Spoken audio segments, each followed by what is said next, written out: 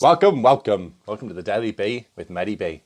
So episode 23 today. We've got a awesome special guest. Jade van Putten is joining us, and she has got an amazing story. She's going to be joining us and speaking everything from basically finding your personal power.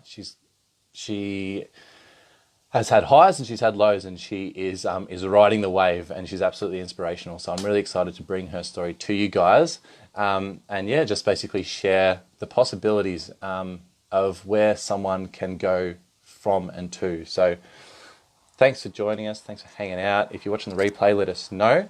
And I'm going to kick it off with a little poem as soon as Jade jumps on as well. So, Jade, hey Jade, I see you there. Let's get you on. Running. I've set the lighting in here, set the mood a little bit. It's feeling a little bit sexy, so should have a good chat. Not that it needs to be sexy lighting to have a good chat. Adding, so let me know if that comes through, Jade, and you got that going. You might need to accept something or something, play with something. Nothing sus. Hello everybody. Hello Amy. Hello Lukey, Samantha, Jeremy, Christy, Benjamin. Oh my God, you guys are beautiful. Amy, Jade. Love you, Jade. Let me know if you make sure your phone's sideways, that you got the switcher on. Press OK and accept. Christy Mayer. Hey, hun, how are you? How are we all? Love you lots. So while Jade is coming on, I'm going to read you a poem written by Marianne Williamson. Is it Marianne Williamson? Yeah, Marianne Williamson. And some of you may know it, some of you may don't. It's called Our Deepest Fear. Okay. No answer. Let me know how that's going, Jade. Maybe you, if you can add me, see if you can add me. I'll add you again. Okay, so I think this has been coming up for me and Jade. This is the reason why I wanted to share this with you guys, is because Jade and I only connected for the first time, what was it, maybe a week ago, give or take, through an old friend of mine who I'd worked with only a couple of years ago. And I asked him to be on the show with me, but he was a little bit shy, and he knew Jade has got an amazing story and inspiration, and she's got a blog that she's been putting together and doing a few other things as well, which I'll let her share. Yeah, but this keeps coming up. It's come up a few times in our conversation. It's come up just randomly. So yeah, for some reason it just, you go with the flow and you take on what is what comes out, and you just roll with it. So Jade, looks like you're having some trouble. Let me know, text me what you feel and what's going on.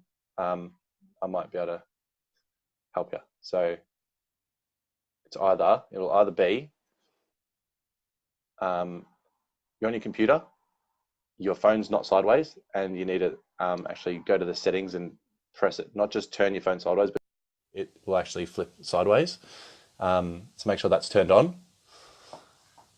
Or you haven't pressed accept yet. Maybe that's it. I don't know. Let us know what you feel, what's going on. Well, here we go. Approve. That's mine. I need to approve it.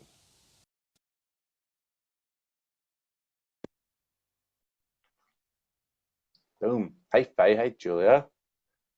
Lisa. Good to see you, beautiful people. Boom. Okay. Our deepest fear. Didn't work again. All right. Maybe I will wait till she's on. Jade, jump off, get out of the live, and then jump back in again. See if that works.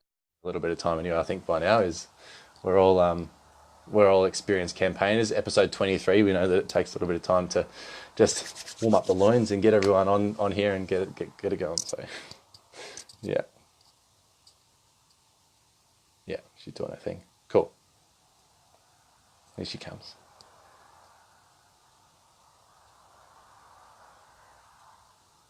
I got up at 4:30 this morning. This is a new thing for me. Holy mackerel! Yeah, holy moly. 4:30 and having cold showers. Oh. It's crazy. It's craziness. Prove. You may enter this arena of stories and lives. Come on, let the magic work. Boom! Oh God. Hey. How are you? How's it going? Excellent. Slight technical difficulties, but we're all good. Perfect, perfect. There's a little bit of a delay that I hear as well, so just be mindful of that. No worries. So, well, first of all, first things first, how about you introduce yourself to those that don't know who you are and let people know a little bit about what you're doing at the moment and what you're striving for coming into this new year. Sure. So, look, it's been a roller coaster the last couple of years. My name's Jade. Firstly, Maddie, thanks for having me. The last couple of years, so my father passed away a couple of years ago, and it was something that I really struggled with and something that I probably didn't deal with at the time as well as I should have. And eventually it reared its ugly head and it manifested in all areas of my life, and I experienced a spectacular breakdown. Now, when we talk about mental health, I feel like it's one of those terms that conjure up all sorts of ideas, all sorts of emotions for various different people. I'm certainly no stranger to mental health. I think no one really is. No. And if you look at the statistics, in Australia alone, 1 in 5 people will experience some form of mental illness every year. So I think our population's like, what, 25 million or something like that? So that's 5 million people every year that are going to have a rough time. So I guess what I'm trying to do is not only just raise awareness, but also by sharing my story. I experienced the mental health system, if you want to call it that. I was admitted into a private psychiatric facility for nearly 2 months around this time last year, during which time I did a hell of a lot of soul searching, but I also struggled to find the appropriate help. What do I mean by appropriate help? So I think that there's a misconception that if you're seeing a psychiatrist or if you're seeing a doctor or if you're seeing a psychologist, that you're doing all of the right things. Shortly after Dad died, I spiraled, and that was in 2016. I was referred by a friend to see a psychiatrist and get on medication and also speak to a psychologist. Now, I had been doing that for about a year and it wasn't helping.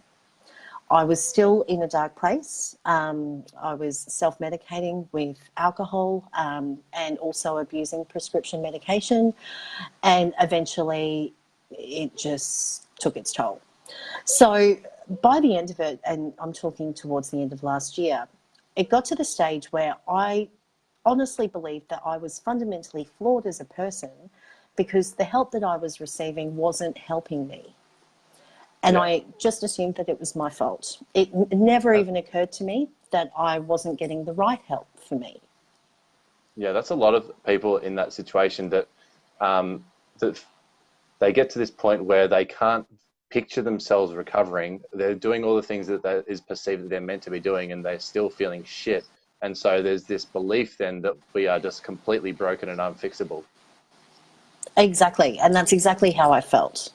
And so, long story short, I ended up in hospital, and with the psychiatrist that I had been seeing for over a year. And while I was in hospital, I was told that I had a lifelong mental illness. Not only a mental illness, I had one of the most difficult psychological disorders to treat, and that it would be with me for the rest of my life, that I would be on medication for the rest of my life. When you're feeling in that vulnerable state, I researched it, and it was like someone had turned on a light in a dark room for the first time in my life, and it explained why I felt the way I had been feeling for so long. And it was like, yes, this is me. This is what's happening. I what sort of totally path get did it. you go down to research? Sorry, what sort of path did you go down to Google. research from that point?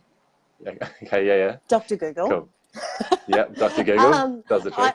So just getting an understanding Google. basically gave you that sort of light at the end of the tunnel, did it? It did at the time. Now, since then, I guess when I was in hospital and I was told these things, I obviously was mingling with other patients, but it was the first time that I was surrounded by equally, if not more, broken people than I was. And I just went, right, fuck it. I'm going to spend this time trying to work out how to turn this ship around. And by doing that, I was able to really assess what was important to me. What were my values? What were my goals? Where did I want to be? What did I want to do one day? Give me something to look forward to, because at the moment, I'm just not feeling it. And during that process, I was prescribed a lot of medication. It made me feel like I would need to be on that forever. And that was a little bit disheartening, but hey, if it was going to make me feel better, then yep, I'll do it. What did upset me is I had a run-in with one of the nurses. I was experiencing an anxiety attack, and I explained that I couldn't go to my day program, which was group therapy, and I was consequently bullied in front of other patients, in front of other staff. And my doctor said to me that afternoon, if you don't go to group, then you're already on a lot of medication. The next course of action is ECT. So for those who don't know, ECT is Electroconvulsive Therapy. Explain that a little bit to people. So ECT is commonly referred to as shock therapy. It does conjure up, stories of insanity asylums that existed in, the 1600s. It has come a long way since then, I believe. I wouldn't know. I said no. But that was quite scary for me. I was quite vulnerable, and I thought, oh God, is this my only option?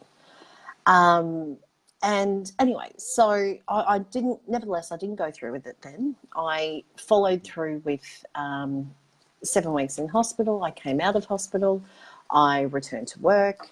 But 2 months on, I still wasn't feeling any different. I was still depressed. I was still anxious. I wasn't coping. And I returned to my doctor, where he asked me whether I'd consider ECT again. Oh, in fact, he encouraged it. So that was when I was like, okay, I think I need to get a second opinion here. And whilst I know that there are many people who do find that treatment helpful, I didn't feel that it was right for me. So I spoke to my GP and I said, look, I'd like to get a second opinion. Do you have anyone that you can recommend? And thankfully, I've got an amazing GP. He referred me to an amazing psychiatrist who was the right fit for me. And with her help, I've managed to be able to withdraw from all medication. So I'm now not on anything, despite being told a year ago, thank you, despite being told a year ago that I'd be on it for the rest of my life. And amazing. That was, it is. And I wouldn't have been able to do it with a lot of people's help, don't get me wrong. I've only worked, I think, about 10 weeks this year, so I've had nothing but time to You've go worked through every day, all of my... You've worked every day. Yes, every day. Well, it feels like it. Absolutely. But yeah, so when you're working on yourself, I think it's really important to concentrate on rebuilding yourself one kind, loving conversation at a time. And so nice. Self-care is so important. I think when I was seeing my psychologist, she's amazing as well, but we really got to the root cause of why I was having the issues that I was having. And I was able to then start making some behavioural changes in my own life so that I didn't have to go through what I had gone through. So some of those changes, obviously, I stopped drinking. And went without alcohol for over a year there, and which was such a part of my identity for so long as well. For anyone who does know me, I was pretty mad then, but as you do. You and me both. But I tell you what, airports are a lot less fun without booze. But I travelled to South America in September, and it was fantastic. I was initiated into Reiki, which are all things that I said that I wanted to do when I was in hospital. And a year later, beautiful. and I've finally done it. That's amazing, isn't it? The turnaround. I guess it is. And my theme for this year has been committed action, and particularly this month, because we're about to start a new year. I certainly don't Yeah. want to go into the new year the way this year started. Um, and part of that for me is I have taken a change in career paths, and I'm looking to, well, I have opened my own business, which is in the very, very, very, very, very early stages, but Okay. practicing Reiki, and also enrolling in courses to help me share some knowledge and my experience. But yeah, so that's where I'm at now. Yeah, it's beautiful. And can you share as well, because I think it's pretty imperative, um, and good to know, like where you were at before all of this started, because you were on a pretty big wave. Like you were riding a pretty big wave before all this I came was, crashing yeah. down. Yeah. Yeah, I was. So, professionally, I've managed to, and it would surprise a lot of people, I never actually completed high school, not to mention any tertiary qualification that I've started about 3 times now, but never finished any of those. So Mhm. last year, I was executive assistant to the CEO of a mining company. And that mining company had a tenement in another country that was not operational. So my role was to travel with the CEO. I think we travelled to over 8 countries, raising capital for the business. So meeting with foreign investors, raising money to obviously keep the business going until such time as we could be operational. So I've got to travel the world throughout my career. I've also worked Yeah. for some famous and amazing people who are very skilled at what they do. I'm very fortunate in that respect. And I've also had an amazing boss that I've worked with for many years at different companies, who's still around and still Yeah. helping me, still being my guardian angel. Yeah. And Can you yeah, share a bit I about your think story with him? Because that was a pretty pivotal part as well, and the role that he played in your it life. was. It was. Look, he's amazing. I started working with him way back in, I think, 2012. Yeah. And we worked together as I was his PA, but I also had another number of senior managers that I work with. But for whatever reason, we just connected. And when I say that I was a PA, a lot of people assume that, you're making travel arrangements, you're picking up dry cleaning, you're doing, those sort of things. But I was lucky with John because he would always give me tasks and delegate opportunities to me that played to my strengths, that excited me, that allowed me to be able to explore other facets of the business, conduct various Hmm. research. And anyway, so I've worked with him for a number of years, on and off through different organisations.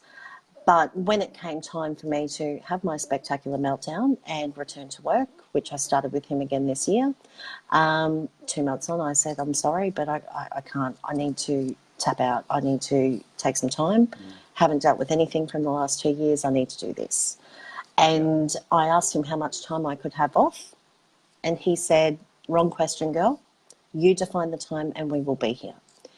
And I think for me to have that kind of support in Yeah. my workplace is massive. And Yeah. what I Well. think workplaces need to be able to understand is that if you have a mental illness or there's a mental health concern of any kind, then it doesn't mean that it's permanent.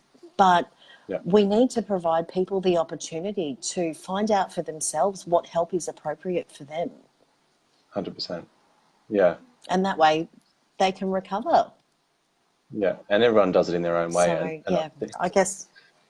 yeah, it's I remember the shift coming out of my mental experience, my mental health sort of breakdown, and the identity crisis that I went through of like coming back into society and explaining who Absolutely. and what and where and why and then trying to identify like even I've quit alcohol recently, but that was sort of a second experience of that complete identity shift of who I was to who I was Hmm. becoming. And that in itself is full on to mentally come to terms with and to navigate through. Can you share your Absolutely. yeah, insights with that and experiences with that? Yeah, sure. So when I obviously came out of hospital, I'd already made the decision to stopped drinking even before I went into hospital. I had a very disgraceful experience, which was enough to turn me off. But anyway, then coming out of hospital, returning to work, I felt like I was holding a secret that no one could know about.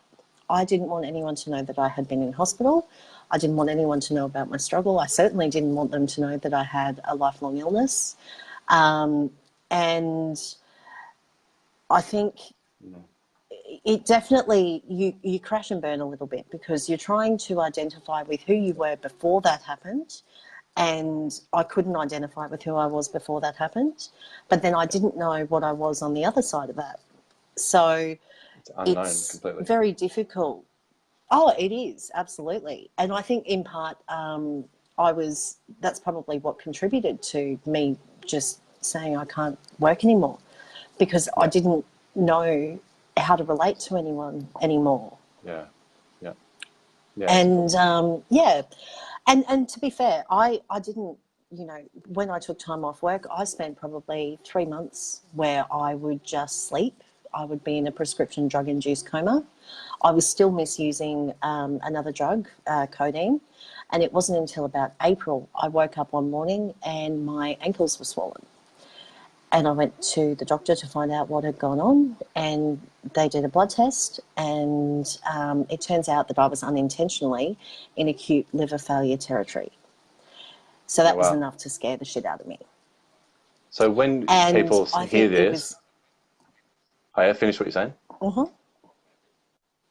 Oh, well, that was enough for me to instigate serious change. So it wasn't actually the hospital experience. It wasn't any of that stuff. It was when it was like, okay, so I've made it out of hospital and then now I'm still self-medicating with various other bits and pieces, whatever I can find. It may not be alcohol, but I still feel uncomfortable. So quick, give me something.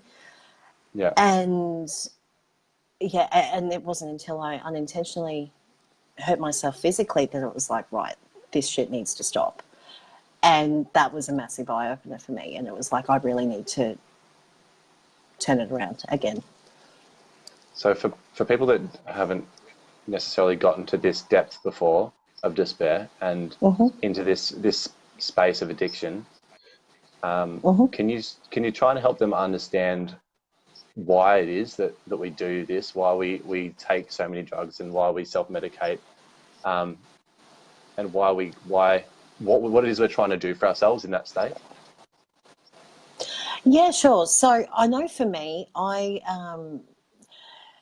so 2016, obviously losing my dad was a massive deal for me. It was unexpected. It came out of nowhere and we were very close. And shortly after, I lost contact with my mum as well. And then there was a series of other events. So I think one of the things that you learn when you speak with a therapist or if you speak to anyone really is that it's very rarely one determining factor or one significant event that can send you spiraling. It can be a chain reaction of things that happen. And it causes a lot of pain, a lot of hurt. And I know myself, it was easier to try and drink my way through it or to take something that would just take that pain away. And I think a lot of people, particularly those that do suffer a mental illness, addiction or substance misuse can go hand in hand because there's that much emotional trauma that we want to suppress that feeling of discomfort. Yeah, definitely. Yeah, it is. I watched. It definitely does. I watched a movie just recently that came out about Beautiful Boy.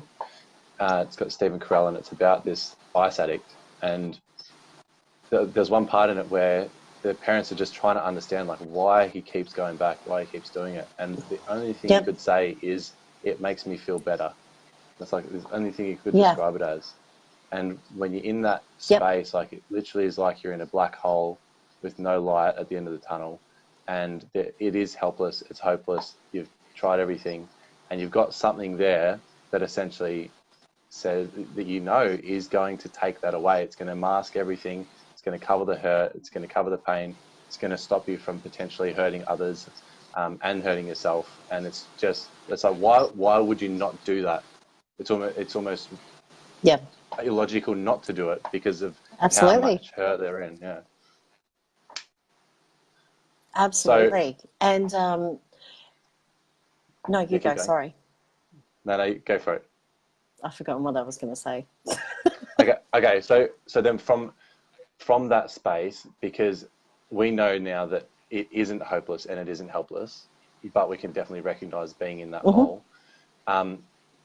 Talk to me about and let people know about the importance of what you was touching on before about the self-care and that moment by moment and piece by piece construction of the loving yourself, speaking to yourself certain ways, and caring for yourself in certain ways, and the importance and the implications, the impact of that.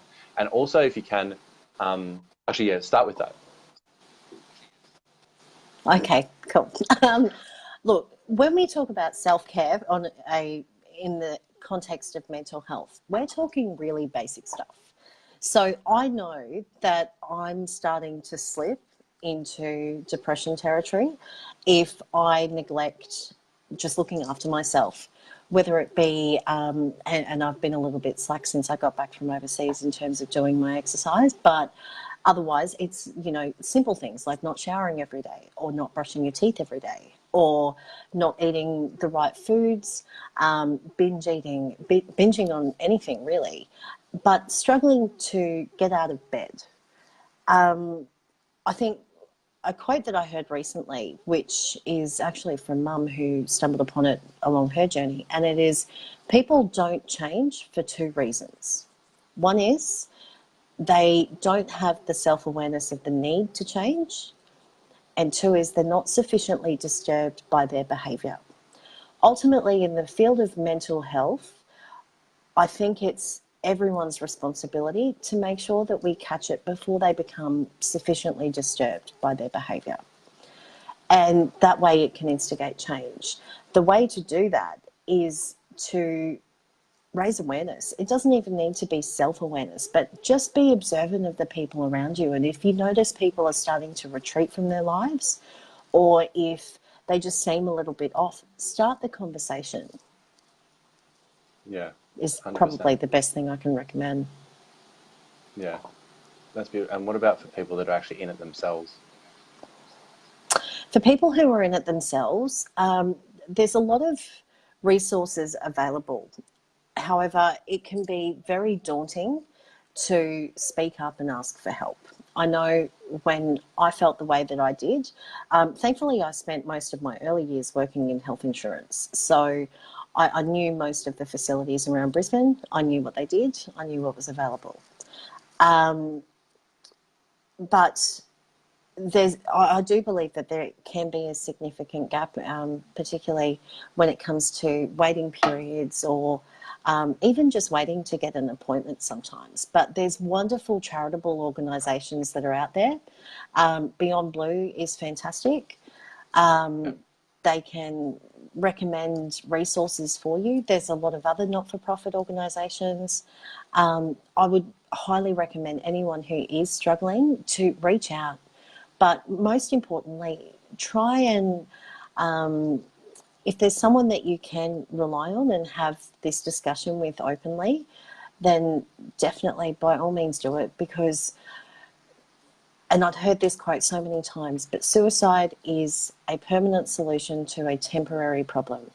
I never believed it until recently, but it's true.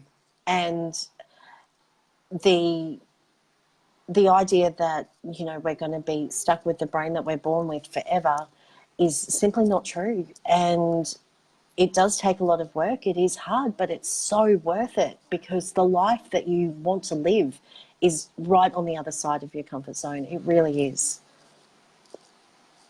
That's so beautiful. Um, I just want to read you some of the comments because I know that you can't see them. Okay. Okay. True, Do true I want to inspiration, know? Jade. Very proud of you. So, Oh, Sanija Pavlikevic, I hope I said that somewhat right. that'd be Um, Ksenia. yeah, there we go. Dave Brees, you're a wonderful person, Jade. Rachel Oh, thank you. Marcinkus, you're an inspiration, Miss Jade. Oh, Live VP, love you, oh, Jade. stop it. I'll cry.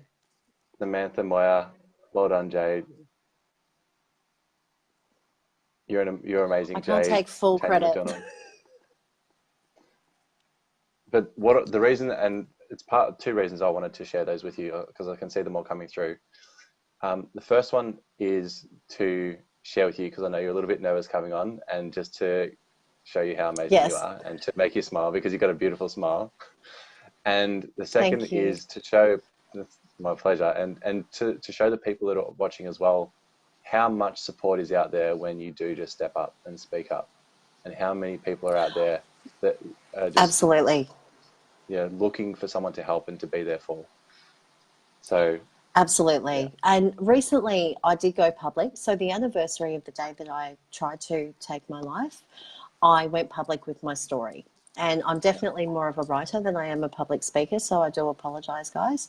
Look how good she is at But public speaking. So she's a killer writer. not really. Um, Yeah, but yeah, so I went public with my story, and all of these amazing people got in contact with me and encouraged me. And it was amazing for people to either it resonates with people, which I imagine it probably does because everyone's been touched by mental health in some way or another. And I just refuse to be embarrassed by what happened anymore because we're all here to help each other. yep, bang on, 100%. And that's the Yeah, power of it. And when you jump that bridge and you jump that ship from those insecurities, those self-doubts, those limiting beliefs, which is essentially part of the trigger that spirals us downwards anyway, it really is an upward spiral absolutely. because we allow ourselves to put ourselves out for other people. And straight away, like everyone's inspired. It's right in front of us. I've got a question as well from Samantha Moyer. Thanks, guys. It says, what advice would Sure. you give to family members who have someone in their family struggling with these issues? Sort of touched on it before, but yeah, more specifically, what Yeah, would you look, say? it's a tough one. Family members, there's a lot of support, particularly online, for what sort of conversations to try and start holding with your family members. It can be really difficult, particularly if you're trying to extract information out of someone who's just not prepared to share what they're going through. And look, I can say this in hindsight that it's easy to speak about it now, but way back then I wasn't as comfortable talking about it as I am now. It's different when you're well, but when you are unwell, you do hope that people will just listen. And I think the biggest advice I can tell or give to people is if you are a family member or if someone you love is hurting, things like just be happy or just get on with it. Unfortunately, it's not helpful for people who are in those frame of mind. The best thing you can do is listen and Yeah, try and help them come up with productive ways that they can start their help seeking journey. And I guess the other thing that I want to reassure people is don't be discouraged if the help that you get the first time isn't right for you. And I touched on this before, but yeah, also don't be discouraged if you get worse before you get better, because I know for me that happened, and for some people that's the way it works. But for definitely. others, it doesn't have to be. I use the analogy of when we fall over and we scrape our knee, and there's a big graze on our knee, and then that really Mm-hmm. hurt that first fall. But in order for us to heal that wound, we actually have to like wash it and put stuff on it, Yep, which stings it. We need to get all the dirt and the dust and the stones out of it. And this is probably the more painful than actually the part of scraping your knee. And then once you've done all that, then you can start to mend it and to heal it. And then it takes a certain amount of time, and it's itchy and it's frustrating, it's fucked, and until it actually starts covering over. absolutely. Yeah, and then it's a big Yes, scar there for a while until it sort of is gone, and then it's just it a is. passing thought after that. But it's a process, and it does get painful. Absolutely. Yeah, It is a process, and it's certainly not a linear one, I can assure you. Um, but it is a process, and I do think that there are a lot of people within the community that are very skilled at being able to hold somebody's hand throughout that journey. One of my favourite films is Patch Adams, and he talks about, most people have seen it, I think, and he says something quite controversial, which is that everyone's a doctor, because everyone is responsible for looking after somebody else, whether it's feeding them or whether it's clothing them or bathing them or whatever the case may be, or just listening to them. That's a doctor. And I can tell you, I've seen hundreds of doctors, and not all of them had a medical license. Some of them were even patients themselves. And I love in that film as well that he refers to the fact that it wasn't doctors who saved him, it was the patients that did. And that really resonates with me, having been there. I know the love that all of these beautiful people have that are just hurting.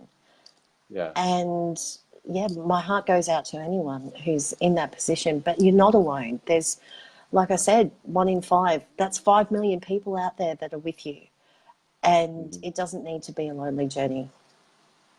And that's, so 2 things I wanted to bring up. That's the clinical interpretation of it as well, to start with. Which I'll get back to what I wanted to touch on with that. But when you talk about people just being there to listen, even before that as well, I find is that just being there, and sometimes people aren't ready to talk, and just to be able to hold space for them, stand in their presence, allow them to soak up your energy that is vibrating at a higher frequency, that does have love and care, and eventually they might be ready to talk. But if they're not ready to talk, even just being there in their space and holding that space for them is showing them that love and compassion, that they are worthy as well. 100%. Yes, absolutely. So with respect to the, what was it? What did I just mention before? With clinical side? Clinical, the clinical side. Yeah. So I was, thanks for picking me up. I was reading Abraham Maslow's book on the hierarchy of needs, and Maslow's hierarchy of needs, and he talks about self-actualization, about the need for us to live at our full potential, to be and behave and act in accordance with our highest potential and our best self. And so mental health is like spoken about, and straight away we come up with things like depression, anxiety, overwhelm, stress, suicide, all these sort of really low vibrating sort of frequency and energetic emotions. Yet in his interpretation of mental health and mental dis-ease, it is, if you're not living up to your highest potential, then you have a form of mental health issues, where if you're just waking up just a bit sort of average feeling, if you're just going emotions, if you're not ecstatic and you're not like hitting the ground running, and you're not passionate and you're not loving what you're doing, if you're not making a difference, if you're not really living up to that full potential, that's his interpretation of having a mental illness and not having full mental health capacity. So wow, I never knew that. Yeah. So it's, for me, after reading that, it's just really changed my perspective, because there's so many people that first thing they do is they complain about the weather. Second thing they do is they complain about their job. Third thing they do is they complain about their kids, and the fourth thing is they fucking find something else to complain about. And to me, like, that is mentally ill. They're not health. They're not at a mental state of health. That is not peak health for your mental capacity. And I know that there's a lot of people watching, I bet, and there's a lot of people that are going to see this and that need to see that, because it's not just about when you get down there to the depths that we're at. Like, we've been extreme examples, but it doesn't need to, like you said, it doesn't need to get that extreme. You can catch it when you find yourself bitching and moaning and complaining about something. Your mental health is not where it should be. And you've got far more capacity and far more potential to be living a much better, much greater, much more fulfilled and joyful and happy and blissful and effortless life than that. And so that's what after speaking to you, that's what I know you're going to be punching through in 2019, and catching people before they go into that spiral down. And that's what I'm doing as well. And that's what I really love about, what we've really been able to connect with. So, can you speak on that from where you're going in 2019? Absolutely. Look, I think one of the things that I learned while I was in hospital, because I think for the majority of my adult life, I've either had somebody beside me or somebody around me who I might say, for example, a couple of years ago, I said that I wanted to learn Reiki. And I mean, I held a corporate role. It was completely left of centre, and I was told I was ridiculous. And so I never went anywhere with it for about 2 years, or maybe even longer. And self-exploration, which is something that is, you know, 101 whenever you're receiving any kind of therapy or treatment. It's okay, so what are your values? What are your goals? What are your aspirations? What's important to you? And those are questions that I'd never even asked myself before I went into hospital. I had no idea who I was. No, a No lot of people idea. haven't. And it was, no, exactly. And we get so consumed with, fighting the good fight and getting a job and making sure that we're good at that. And, The rat but race. why can't we be our best self? Why can't we? Yeah, exactly. That's exactly right. And when you start to explore what is important to you, you can start making those authentic decisions, and you can start erecting those healthy boundaries Yeah. and really starting to not only protect yourself, but, and a lot of people think that that's selfish, which is, I don't believe it is. It's necessary. Yeah, definitely. And And yeah, so, so, yeah, no, continue what you're saying. oh, I've forgotten. Okay. Sorry. So with no, that's all right. So what come up for me when as soon as someone says selfish or selfless, right? I for me and my understanding is that the best way and the greatest way that you can contribute to yourself, to your family, to your loved ones, to your friends, your community, to the world, is by being completely true to yourself, by being yourself, expressing yourself true to who you are. And that means stepping on some toes sometimes. It means rustling some feathers. It means you're going to offend someone. You're not going to keep everyone happy. And so by being your true self, you're allowing people, number one, if they're going to get triggered by you, to fucking learn a lesson. So you're welcome. And secondly, you're showing people how to be themselves and not be kept in a box by other people's judgments, not be a people pleaser, not be out there to try and judge and make other people happy, wrap other people in cotton wool because you try not to step on toes, but just like, boom, here I am, this is what I Well, do, and love me or hate me. But that's my understanding of how to be selfish so you can be selfless. It's the ultimate strange loop. absolutely, 110%. Yes. I remember, so probably, oh God, this is going back probably 10 years, maybe longer. But I was actually offered a promotion at my work. And I knew that Yeah, a person that I worked with was gunning for that role.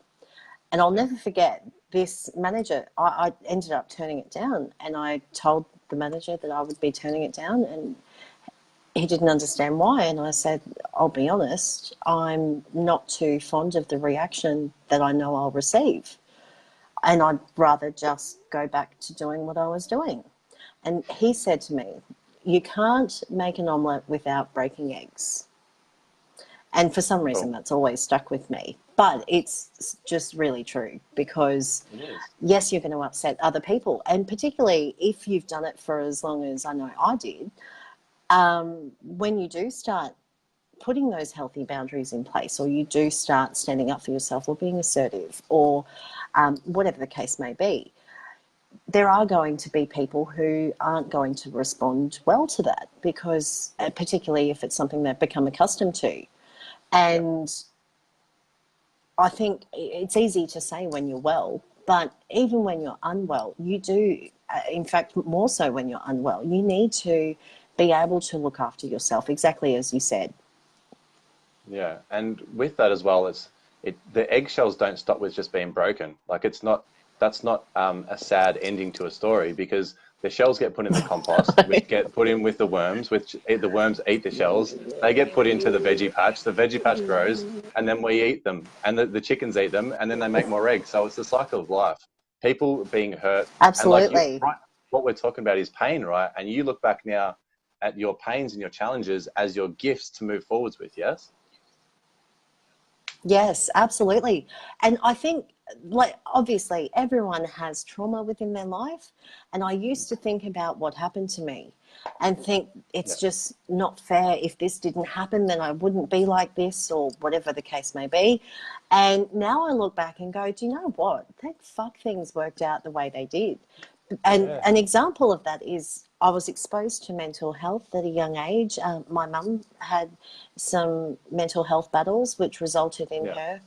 her being hospitalised. But being exposed to that from a young age, I had the awareness of, okay, I'm going to deal with this now. And my Yeah. choice was that I wanted to be admitted into hospital once only. I didn't care how long So that you was going to admitted take. yourself. That's all. Yeah, I did. I did. Okay, I cool. actually, I called the hospital before I tried to Yeah. take my life. And I told them, No it was a shit. Sunday, and I told them exactly how I was going to take my life. And they turned me away. What? No shit. And yes, and they said to dial 000. And I hadn't done anything at that stage. So I was like, why would I call Yeah. 000? And do you know what? I know that, I mean, I'm Probably already couldn't on call them medication. I'm afterwards. already, yeah, well, true. But anyway, and then I just emotional snowballing and catastrophizing, and I was like, fuck it. And then I fucked it up, and I drove myself to the hospital and admitted Right on. myself. Yeah, cool. Fuck. That's So, intense. Yeah. yeah. I didn't And admit that, myself. again, Yeah, it was a you surprise. But yeah, didn't? go again. Nah. I didn't know what the fuck was going on. What? I just got, yeah. Well, and that's even tougher. That is even tougher because, particularly when it's not your choice and it's scary. If it's not your choice, you wake up in a hospital and you look around and you don't know what's going on. I kind of had an idea what I was in for, Yeah. not to the degree that I thought I would, but it was my choice. And Mm. I made that phone call. I tried to get help and I was turned away. And Yeah.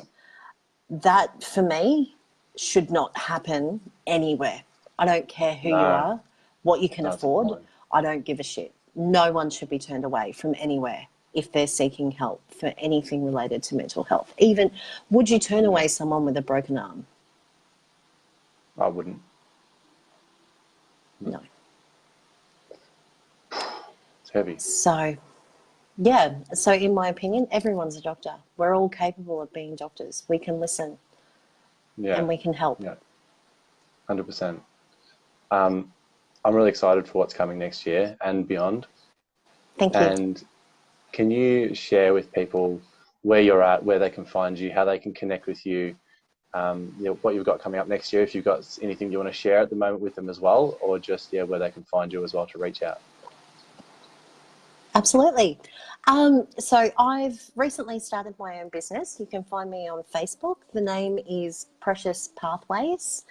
My goal is to establish a business that looks at energy healing, so chakra balancing, and really working at an energetic level. I've just enrolled yesterday actually in a course in neuro-linguistic programming and life coaching Cool. so Well that done. I can harness the experience that I've got, but also share the knowledge in a structured framework to help people get connected with the right help, or at least identify what that help might look like for them. Because there is no hard and fast rule. And like I said, self-awareness is the key. Once you know Yeah. how you operate and what you need, then you can start looking for it in a methodical 100%. fashion. Yeah. So Beautiful. that's where I intend to be next year, and 2019 is going to be epic. Back. Yeah. Change the world one smile at a time. Absolutely. Jade, absolutely awesome to have you on. Thank you for sharing. Thank you for opening up. And thank you for being here, going through what you've gone through, and just being an absolute fucking hero Thanks, to guys. come out on the other end. Thanks for watching, guys. If you've Thanks, got any questions, guys. reach out to Jade or myself. We're here for anyone. If you've got any family that are going through stuff as well, happy to do what we can. But there's also places out there for you to turn. And love you lots. Have a great night. See you soon. Thanks.